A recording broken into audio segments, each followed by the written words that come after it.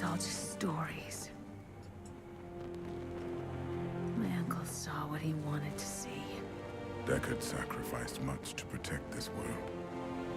But his work is not over. What would you know about sacrifice?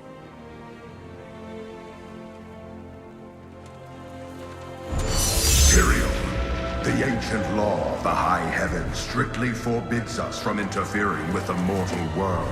Yet you have done so, brazenly. All I am guilty of, Imperius, is bringing justice, while you hide, cowering behind your throne. Silence! You will now answer for your transgressions.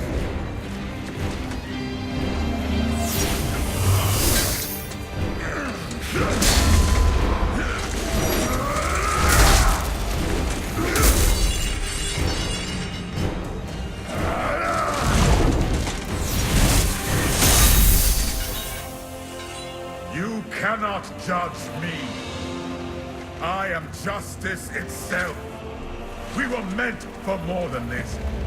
To protect the innocent. But if our precious laws bind you all to inaction, then I will no longer stand as your brother.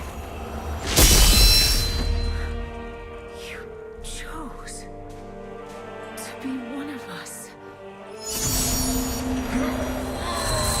Sacrilege.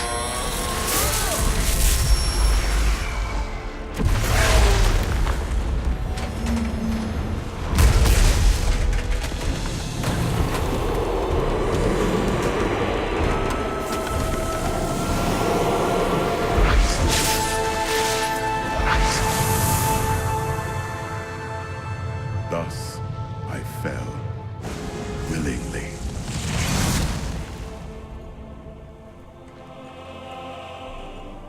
Because humanity is the only hope for this world.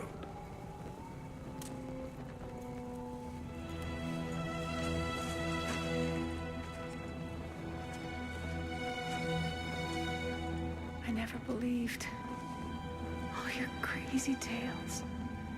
The work. You never finished.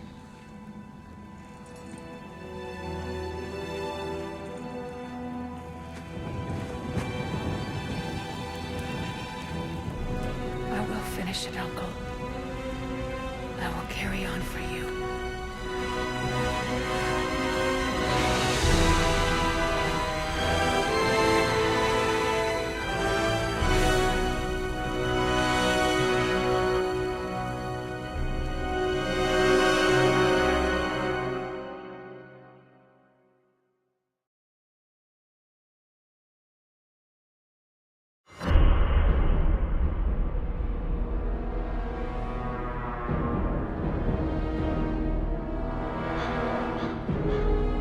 Tristram is safe. But that is only the beginning.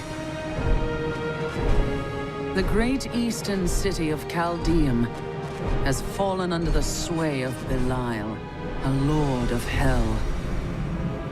I'd like to have words with him.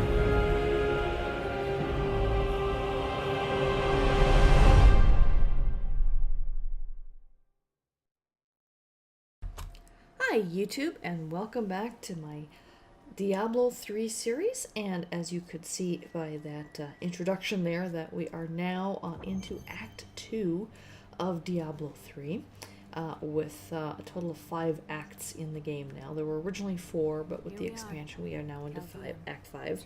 We are now stationed in Caldeum. Well, this is the new city that we've moved to on the caravan. I kind of edited out the little caravan bit because there really wasn't much of anything there other than to click on the thing and to see, and then we went into the cinematics, and then boom, we were here. So I decided to skip that entire part of everything. So now we're here in Caldeum, and our mission is twofold. One is we need to still track down the stranger, Oh no, sorry. No, we don't. We have him. I'm sorry. We've already found the stranger. No, we need to track down Magda, and take her out, and at the same time take out her boss, Belial, who's one of the Lords of Hell. Right now we're talking to, I forget her name, but she's Ashera, I think, and she's part of the city guard, and she kind of gives us a little bit of information of where we need to go. And right now we're being told to go through the Sundered Canyon. There's been more problems in Alcarnus, and we think that that's where Magda fled to, but unfortunately she and her coven have blocked the roads, and so we need to find a way around to get there, and so that's our mission right now. Right now we have to go through the Sundered Canyon, and then there's a number of other things that we're going to have to do throughout this act. Alright, so we're on our way, and so we get completely different landscapes, and everything's a little bit brighter and lighter here. Here we're meeting the Enchantress. She is the third potential group member that can quest with you if you're soloing. You can only have these guys with you if you're playing solo. If you play with any of your friends, these guys cannot join in with you. As you know, I typically have the Templar with me, and we met the Scoundrel, and now we have the Enchantress. And one of the things that you're going to miss a little bit, since I kind of talk over a lot of the kind of background dialogue, because these two are always chit-chatting and stuff. You can see their little name bubbles, or little talk bubbles and everything. But the Templar kind of becomes enchanted with the Enchantress. He's like, oh, she's so beautiful. And, he I think falls like head over heels in love with her and everything. And it's kind of a cute little side story in the game. And you find out more about it if you just are in town and just talk to them, because that's one of the things you can do. And I've done it a little bit in some of the previous episodes. I'm kind of skipping past a lot of that now, just because it's just going to make these episodes far too long. So, if you want to know more backstory and lore, I'm sorry, you probably have to get the game yourself. Which somehow I don't think Blizzard would be terribly would mind terribly if if that happened. But as you can see here, obviously I'm keeping all the action going. So here's the first thing that the Enchantress does is she can detect traps and things and illusions. And so she knew that this wall here was an illusion. And she knew that we were being lured into a trap, and so we were prepared for this attack, and we just hit a checkpoint. Mainly meaning when you hit a checkpoint within a game, it means that you can always get back to that particular checkpoint, or you can go back to earlier checkpoints and things and replay a certain segment if you want to. But you can't play any future checkpoints until you've actually played through and reached them yourself. Alright, so we now have that illusion removed, and now we're seeing some more of the city guard from Caldeum in there, rescuing some villagers and being chased by these monsters. So we went ahead and helped him. He's part of the lone wolf part of the guard. And, Iron Wolf. I'm looking at it, and for some reason my brain said Lone Wolf, but no, he's one of the Iron Wolves. Now we're gonna go this way, and there's this kind of little back way up here. You can kind of see these footsteps and or these tracks and things up here. You could go the other way around along the road, but this is actually the better way to go, because this is how the Enchantress finds footprints, which leads us to there's going to be 3 coven groups that are hiding out and are perpetuating additional illusions to keep us from getting to Alcarnus.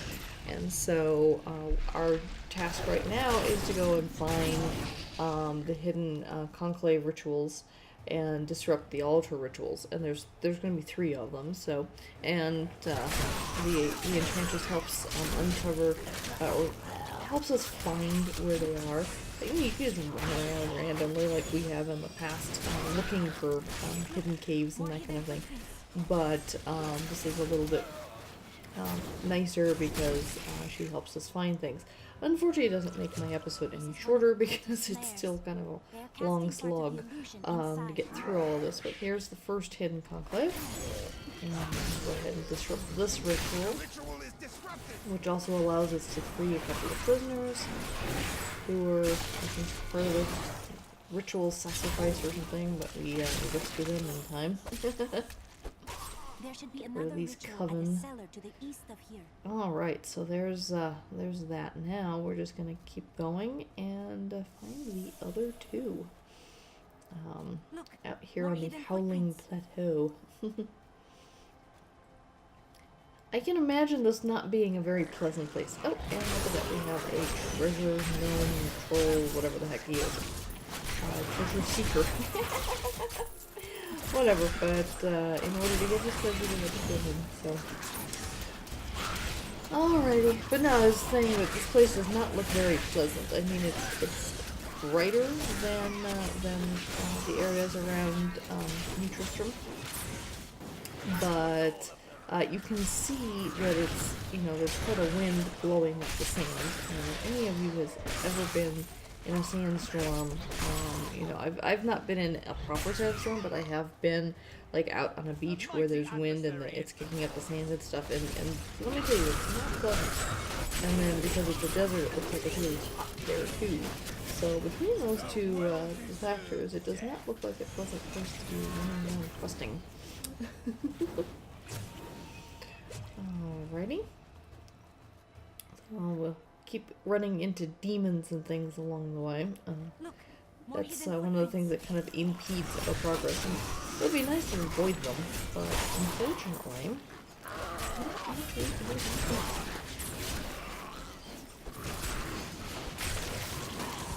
And you may or may not have missed it earlier that she did level up. She's now level 18. And max level is now 70 in the game. We should be hitting level 60 right around the time we encounter Diablo, which I hope that's not a spoiler for anyone watching the series, but yes. We do have to fight Diablo at one point in the game. You know, if anyone considers that a spoiler, then, you know, you got another thing coming. Now, how they bring Diablo back from the dead, that's something I'm not going to spoil, and I actually thought they did a very clever job with that, in terms of how they managed to explain bringing him back after 20-some years. I mean, it's been like 20 years, I think, since Diablo 2, or at least 10 years. Maybe it's been 10 years. But anyway, it's been a long time between games and things, and people were like giving up on Diablo 3 ever being launched. Because I think it was 3 or 4 years ago when they first announced Diablo 3 coming out in the first place. And I was seeing these preliminary gameplay videos that they were to get people interested in the game and stuff, and I was really excited, and then it just like it didn't come out. It just took forever for the game to come out. I'm glad that they finally released it last year. I think it was last year, wasn't it? Maybe maybe it's been longer than that now, but I don't know. This is one of the cultist lairs. Alright, so now we have the secret altar. So here's the next hidden conclave ritual that we need to disrupt. Alright, now we get another checkpoint. Which at least means if you die, you have to leave the game and come back. You know, you don't have to replay the last sequence again. That part's nice. And I have to admit that the Enchantress is my second favorite of the companions to play with. The Templar is my favorite. Obviously, if I've mentioned that before, I have not really stuck with this. I haven't tried the Scoundrel because I don't know. I don't like the idea of questing with a Scoundrel. It's just me. Even though what's interesting is that their stories continue to advance even if they don't come with you. Alright, so we've disrupted all the rituals, and now she is now giving us a little bit of her history. And you can read along at the bottom here, and she says that she's not from Caldeum, she's been asleep for 1,500 years, and her main goal is was to awaken when the world was threatened, and to find a hero to help save the world and everything. And so that's kind of an interesting thing. So here we have a choice, just like we had with the Templar and with the Scoundrel. And you know, I decided just for grunts and giggles, just so that you guys can see what it's like to change your companion. So I thought I would have the Enchantress come with us for this stretch. And for those of you who are maybe still watching the video, you know, I do like to make these games somewhat interactive, or these videos somewhat interactive and somewhat of a let's play. So here's an opportunity. You can choose which of the 3 companions should I be questing with going forward. It's going to be the Enchantress for a little while, because I've got a couple of episodes recorded with her now. But what do you think? Which one do you want to see? The Templar, the Enchantress, or the Scoundrel? So leave a comment in the comments below, and I might change it out if I get enough feedback. Alright. Oh, and here's some more lore on the Crusaders. Of the original 427 Crusaders who disappeared into the East, 341 return. Do they still seek the redemption of their faith? How will they react to the destruction of the city that birthed their crusade? Will they continue west to the lands of Westmarch? What does their return portend? Okay, so there's a lot of lore that I'm not including anymore, but I am, like, again, just if it's a dropped book, I will include that lore in the game, or in the videos anyway.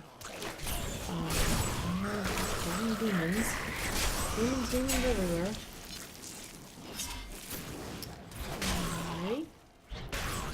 So we're kind of heading towards Qasim Outpost right now. That's what we're looking for, and the way here is blocked. And it's not an illusion, it's actually blocked. So we need to find a way around the wall, so we can still make it to Qasim Outpost, because apparently the only way to get to Alcarnus is through the Qasim Outpost. So at first I went the one way, and I'm like, nope, that's the wrong way. Let's go this way. So, and then just looking up treasure along the way. But so this is one of the reasons why this particular episode is as long as it is. It's just because, you know, there's constantly obstacles, there's objectives that we have to meet, and then there's all these stupid demons and bugs and things that are attacking us constantly. Slows down our progress, and there's some high-level demons up ahead here. Yep, there we go. See those glowing kind of blue, but I'm gonna blew them away pretty quickly, didn't I? That was incredibly easy for what looked like could have been higher level. I mean, you know, again, still questing on normal mode and not on the higher level difficulties. If you want to see the higher level difficulties, well, again, get the game and play it yourself. This is basically, I guess in a way, it's a walkthrough of the game, so you can kind of see what you can expect. Obviously, I mean, like I said, a lot of the things, like a lot of the dungeons and that kind of thing are reconfigurable within the game, and they're randomized, and so every time you go into them as you play through the game, they change from the last time we were in there. So that's going to be different, and of course at the higher levels there's going to be the demons, there's going to be more of them. they're going to be harder to kill, and they're going to hit a lot harder as well. You're going to have to really use things like health globes a lot more, and that kind of thing. So right now, it's not that difficult of a game. Obviously, as we keep going through the game, it's going to increase in difficulty from when we were level 1 all the way up to when we're level 70. And here's some more lore. We camp, lying in wait for a hero of incredible prowess. My gut churns with the suspicion that we are simply fodder. I have heard tales of this hero wading through our ranks, slaughtering us as if we were children. I will not sleep again tonight, I fear. Obviously a journal coven journal there, and more lore here. It is with some reluctance that I write on the 7 lords of hell, for they are the greatest of the demons, and even whispering their name evils: Mephisto, Baal, and Diablo. Alright, so that should basically take care of all of the lore and stuff for this episode. And we have finally made it to the casino outpost. So that's a good thing. So we're kind of going around. We found a little treasure chest there. And I'm going to talk to this guy. He supposedly calls himself Lieutenant Vetchem. So I'm going to talk to him. There, I must have been distracted at the time, so yes. So he's directing us. Well, first of all, he's telling us that we're crazy trying to go to Alcarnas, and telling us that we have to go talk to the captain before they'll open the gates for us. And guess who's waiting for us down here? But of course, good old Magda. She kind of anticipated us, and she already kind of made an end run and got her troops in the way. And this time, instead of having coven members, she got these serpent guard people. These serpent demon things, and so and the captain of the guard, and he's like basically like, they were just about to sacrifice us to Belial. Thank you for rescuing us. So we now rescue the actual Iron Wolves, and we're gonna have to go out there and fight. Yep, there we go. So we've got more of the snake demons out here that we need to deal with.